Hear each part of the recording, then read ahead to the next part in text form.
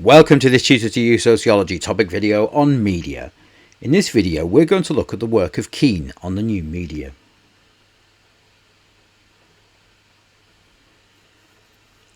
Andrew Keane is a prominent critic of the internet and new media.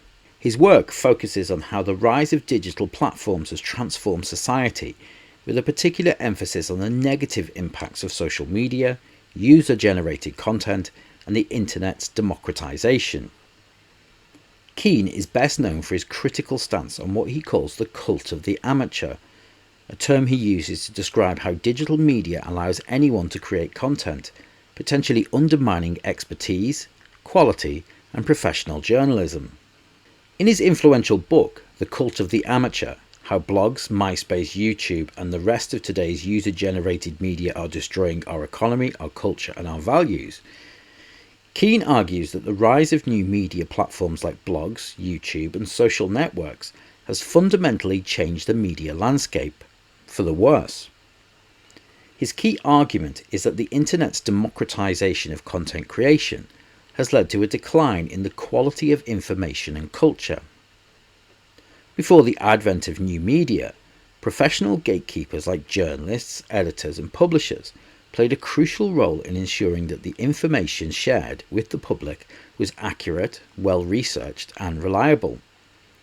However, with platforms like YouTube, Wikipedia, and blogs, anyone with internet access can publish content, regardless of their expertise or credibility.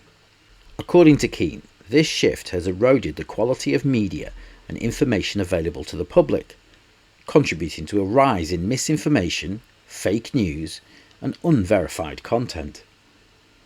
One of Keane's main concerns is that the internet has created a cult of the amateur, where the value of professional expertise is diminished. He argues that the rise of user-generated content allows non-experts to create and disseminate information, which often lacks the depth and accuracy of professionally produced content. This, according to Keane, results in a flood of low-quality, inaccurate, or biased information that can mislead the public. For example, Keane points out that while Wikipedia is a popular source of information, its open editing system means that its articles are often edited by non-experts. This, he argues, makes it less reliable than traditional encyclopedias written by qualified professionals. Keane is also concerned about the impact of new media on traditional forms of media, such as newspapers, television, and the music industry.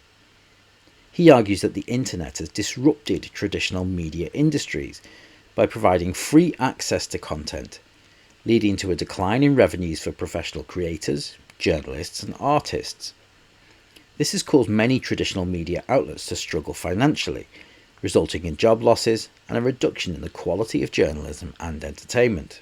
In the music industry, for example, Keane discusses how file-sharing platforms like Napster and BitTorrent allowed users to access music for free, significantly reducing revenue for artists and record labels. He argues that this has devalued creative work, making it more difficult for professional musicians to earn a living from their art. Keane's concerns extend to the spread of misinformation and fake news on digital platforms. He argues that social media platforms like Facebook and Twitter are designed to amplify sensational, controversial, or misleading content because these type of posts generate more engagement. As a result, false or misleading information spreads rapidly, outpacing corrections or accurate reports. This phenomenon was widely evident during the 2016 US presidential election, when false stories spread widely on social media, influencing public opinion and voting behaviour. Keane argues that this explosion of misinformation is dangerous for democracy because it undermines the ability of citizens to make informed decisions. Without trusted sources of information, people may turn to unreliable sources, leading to confusion and mistrust in institutions. Another key theme in Keane's work is the erosion of privacy, caused by the rise of new media. He argues that platforms like Facebook, Google, and Instagram collect vast amounts of personal data from their users, which is then used to target advertisements or sold to third-party companies.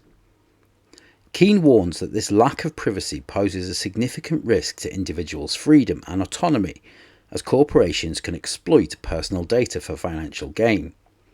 He also notes that many users are unaware of the extent to which their personal information is being tracked and used, highlighting the need for stronger regulations and safeguards to protect privacy in the digital age.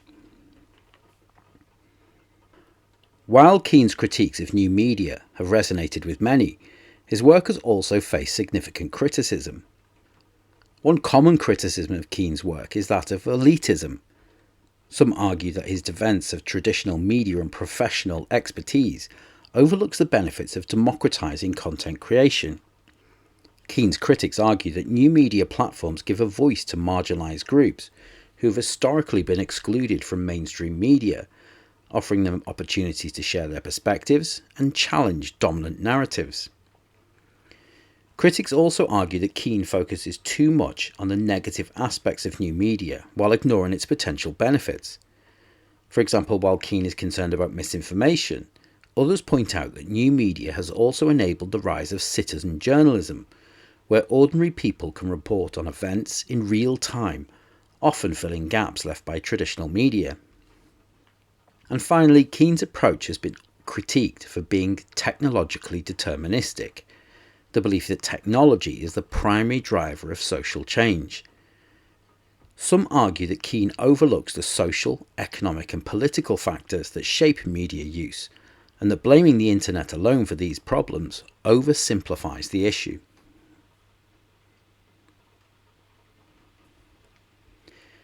Andrew Keane's research offers a powerful critique of the democratization of media in the digital age. His work raises important concerns about the decline in professional journalism, the rise of misinformation, and the erosion of privacy.